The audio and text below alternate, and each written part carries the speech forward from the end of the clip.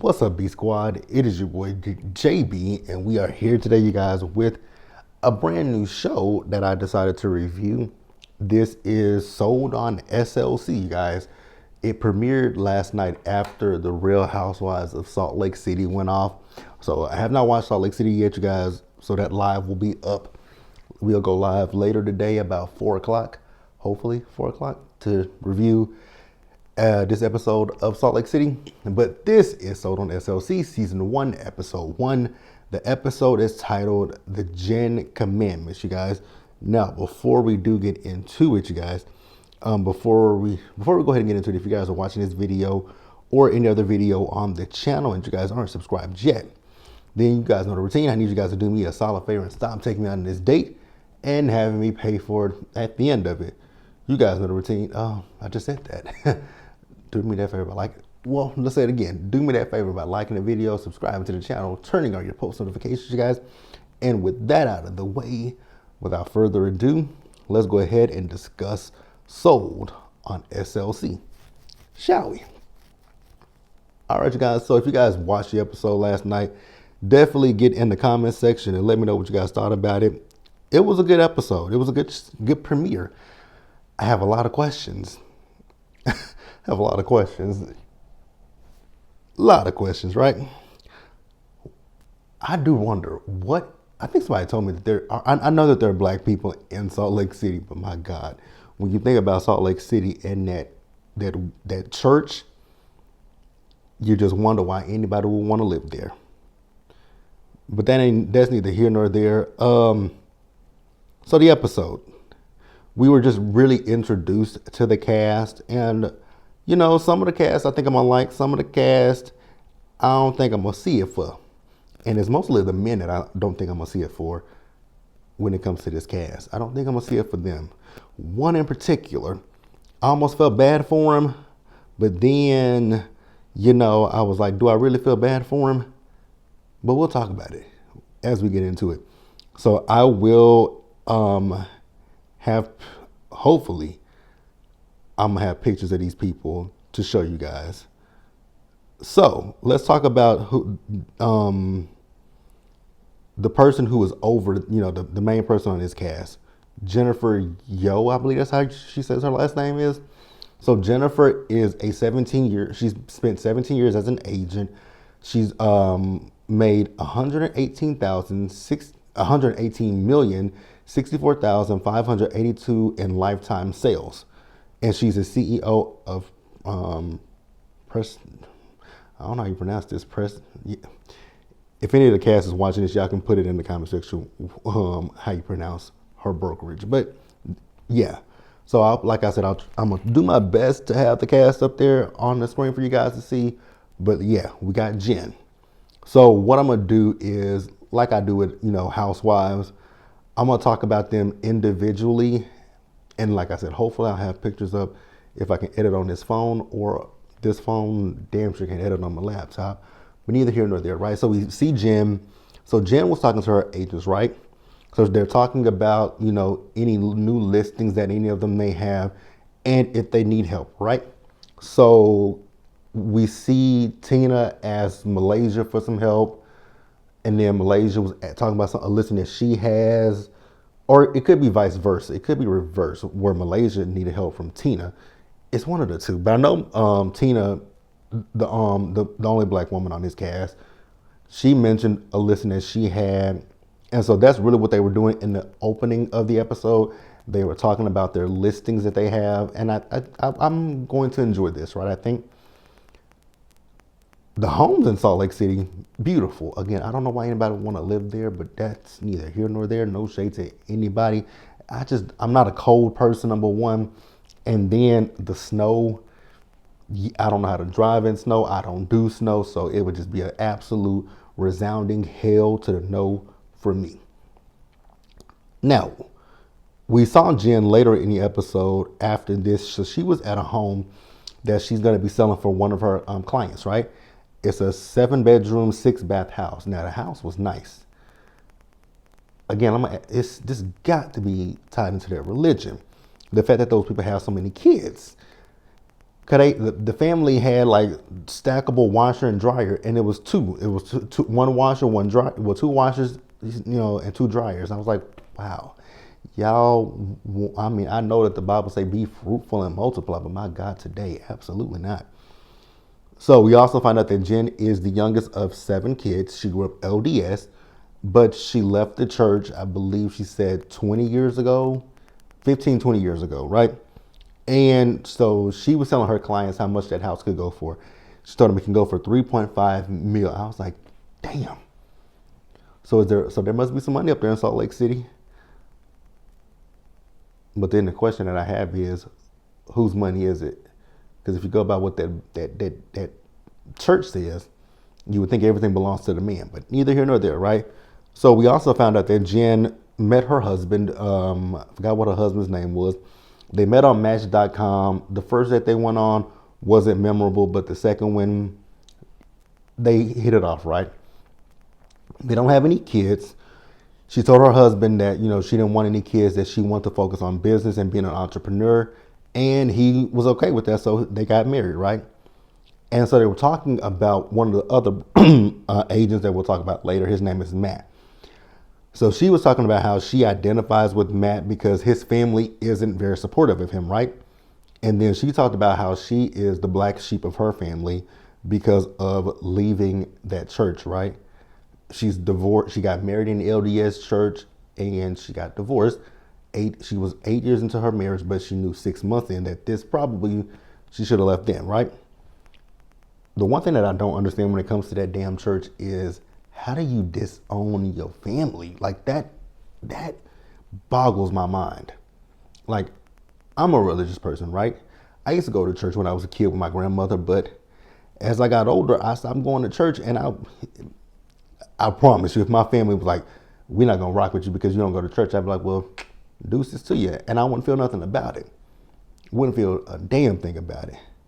So we're gonna keep moving. So I'm gonna skip the person who I have next on my list because I don't want to get into her just yet. So we'll talk about, there's a girl, her name is Malaysia. She is 2 years as an agent, and her lifetime sales is $30,040,942. She's part of the LDS church as well, right? But there are certain things that she doesn't agree with when it comes to the LDS church. And she was like, they have a side eye for her, but then she looks at them like, and I was like, okay, I can rock with you.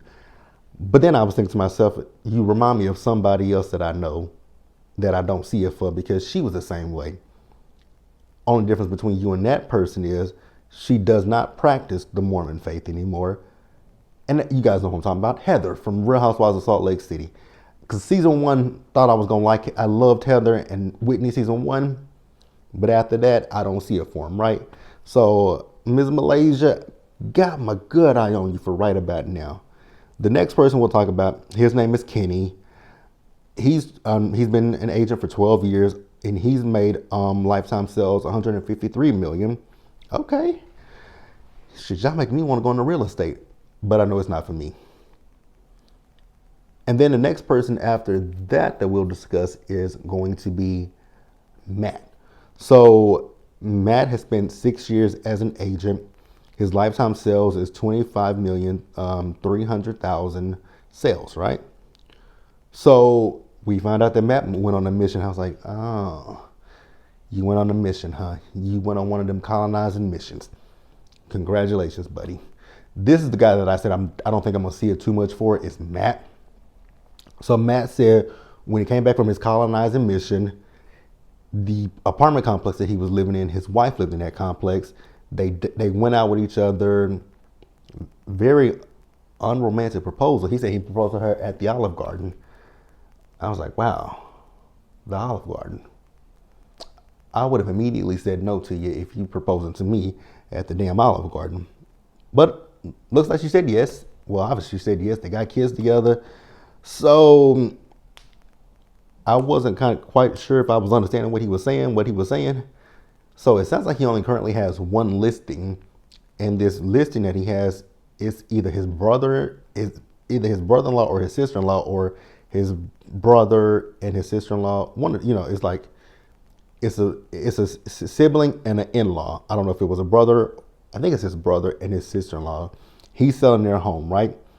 And he's talking about the fact that, financially, his family ain't doing the best, right? His wife works, but they had to get rid of the Audi and the whatever car they had two cars, right? They had to get rid of them. So now he's driving a Toyota Corolla or Camry, but it's an older model. It's an older model one too. But neither here nor there. Like you got a car, right? So he's talking to his wife about doing a. So he's going to be doing an event where he's going to have brokers come to the house that he's selling. Now, what I will say is when he had those people coming to that house, and thank God Jen got there before everybody else got there because that house wasn't staged well at all. You had a litter box sitting out. They went into one bedroom and the bed wasn't even completely made. It's like, dude, did you not come in here and make sure that this, because I mean, the whole purpose when you selling a home is you want to give the potential buyer a little preview of what the house will look like once it's someone is actually living there, right? So you stage furniture, you make sure everything is spotless, you make sure everything is clean, you make sure that there's no damn litter box. You also make sure that if you're taking people outside, they got a step to step on. One of those steps out there for anybody to step on. I was like, is that a Salt Lake City thing for y'all not to have steps and railings? Because Bronwyn's home on Salt Lake City ain't got no railings, right? Angie's home ain't got no damn railings. What the hell do y'all people believe in out there? That is okay. It would be a hell no for me, right? It would be a hell no for me. So he's invited everybody to come. Tina was reluctant to come. We haven't talked about Tina, so we'll get to her in just a minute. But Tina was reluctant to come. I am glad, however, that she did end up going, right? So there's a young lady named Sarah. We haven't gotten to Sarah yet either, but we'll get to Sarah in just a minute. So Sarah is sitting there having a conversation with Jen, right?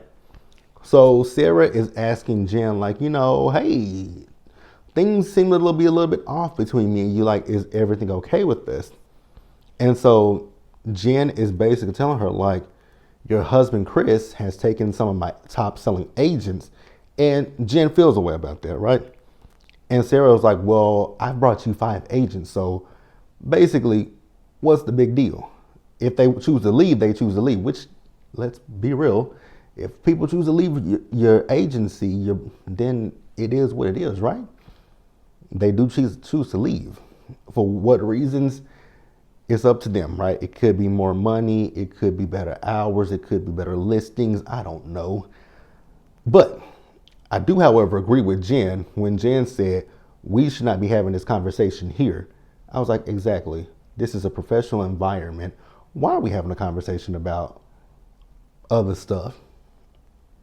So let's go ahead and move on to Sarah. So Sarah is from Brazil. Her husband is, a broker as well, right? Is it a broker? Now I don't know the difference between a broker and I don't know the difference, because my definition of broker and agent are a lot different than y'all's, because I'm in a different field than y'all. I'm in a different field. I'm in insurance. Y'all are in homes. But I think her husband is a broker, right? And I was thinking to myself, then why don't you work for your husband?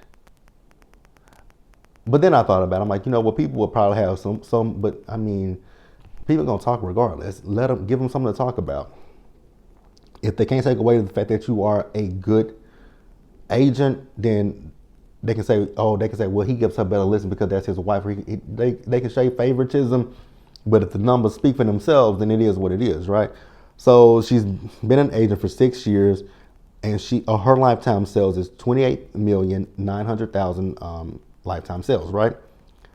So she's been in the U.S. for 8 years. Like I said, she came to us from Brazil.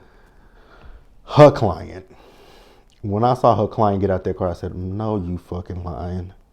It's Lisa Barlow. Annoying ass Lisa Barlow. So, to wrap up Sarah, remember, I just told you a few minutes ago that she had a conversation with Jen about what's the issue with them. So Sarah and Chris invited Jen over to their home. So Jen got to their home. Nice house, right? Nice, beautiful house. She said it wasn't no cell service over there. The minute you say cell service is not over there, I would have left. Would have expeditiously turned my car around. But you know what? She didn't, right? So Jen is talking to Chris and to Sarah. And Chris says to her, well, you know, agents come and go.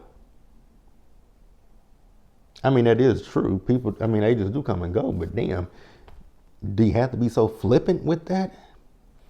But okay, it is what it is. Now, you guys, let's wrap up with the person that I want to talk about the most, Tina. So Tina is the only black woman on this cast. So I told you guys in one of my Salt Lake City lives that when OMFG Reality, I think that's who it was, revealed the cast photos, right? Tina's cast photo, she's a beautiful girl, but I hate the wig. She saw my comment, and the funny thing was that somebody else that saw my comment came at me sideways about the comment, but Tina came at me very respectfully, and I appreciated that because I didn't say nothing negative about the wig. The only thing I said about the wig was it was thick. And Tina even agreed with me that it was thick. That wig was thick as fucking, like, if I have this picture on the screen, you guys are gonna see it's a thick ass wig. And you guys know me. Y'all know how I am about a wig. I don't like a bad wig. So Tina has been an agent for 11 years. Her lifetime sales are 99 million. Come on, girl. I think you're the top one out of everybody. Like, it's you. It's Kenny, then it's you, then it is Sarah, then, no. It's Kenny, it's you, it's Malaysia, it's Sarah, and Matt is, oh, poor Matt. Poor Matt. So, Tina tells us that she is a lesbian. I was like, oh, okay. I rocks with you, I fucks with you, right? Then I read that she's an ex-Mormon. I said, say what now? Oh, what? I was like, girl, how in the hell did you get to being an ex-Mormon? Especially about the fact that black people weren't accepted in that church before, it was before the 70s. It was like 68, 69. I was just sitting here thinking to myself, there is no way in hell I'm finna join a religion where my type was never welcomed. I was sitting there like,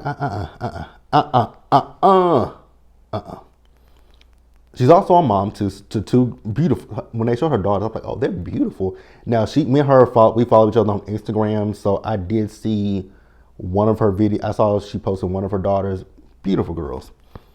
Now, with Tina, there seems to be, I don't know if it's on Tina's part or if it's on Matt's part, but there seems to be some competition between Tina and Matt. Now, looking at these numbers in sales, in lifetime sales, there's no comparison. Tina, Matt, no comparison. No shade. So, Tina pulled Matt into her office, right? And she's questioning him because she's heard that Matt has said that she hates Mormons, right? And that she doesn't believe in God. Okay. Messy. And why would you be doing that? So he tells her, so he feels that she's just trying to throw, ish at the wall and see what sticks. I was like, that's oddly specific though. That she said that, and then let me clear it up a little bit more. So he feels that she's trying to throw shit at the wall and see what sticks, right?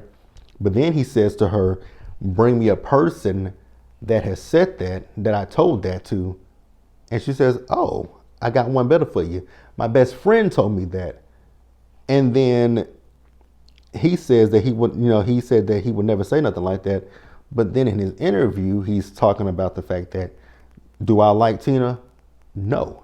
But what I talk, I'm like, but he was like, what I talk about her, that would make me look bad. I'm like, it would make you look bad, but you just said that you don't like her, so it ain't that far fetched to believe that she may have said something like that to someone else. So, okay. But he said he don't go around bad mouthing people. But again, in your interview, you just said that you don't like her.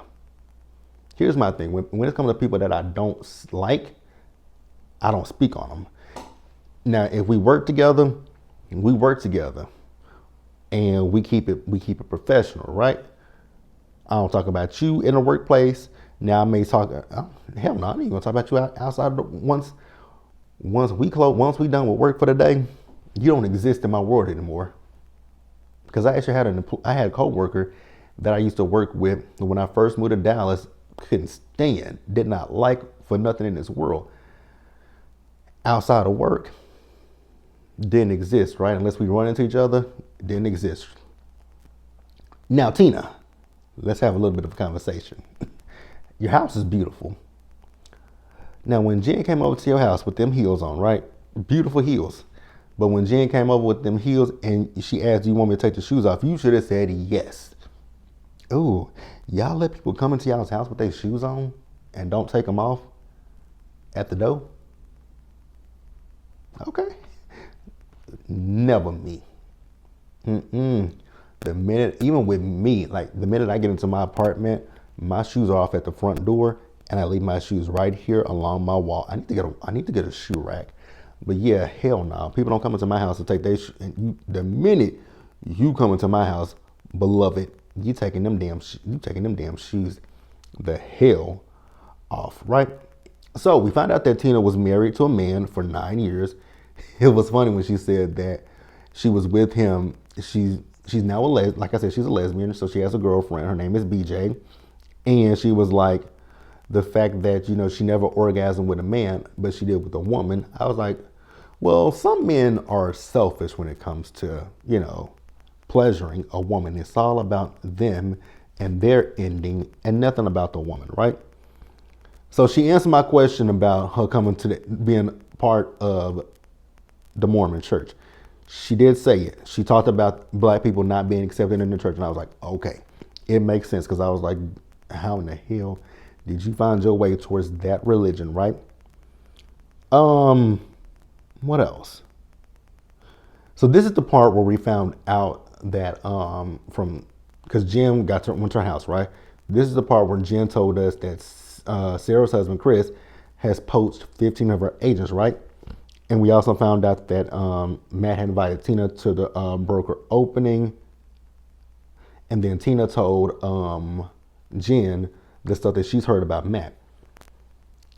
And then we got a flashback scene of Matt telling Jen about the conversation that he had with Tina. I was like, oh, okay. Whatever, sir. It is what it is. But yeah, you guys, that was the episode of Sold on SLC. Good opening episode. If you guys watched, let me know what you guys thought about it down in the comment section below. Subscribe to the channel, turn on your post notifications, you guys, share the video, and until the next time, stay safe. Take care of yourselves, wash your hands, be blessed, and I will see you guys in the next video. Bye, guys.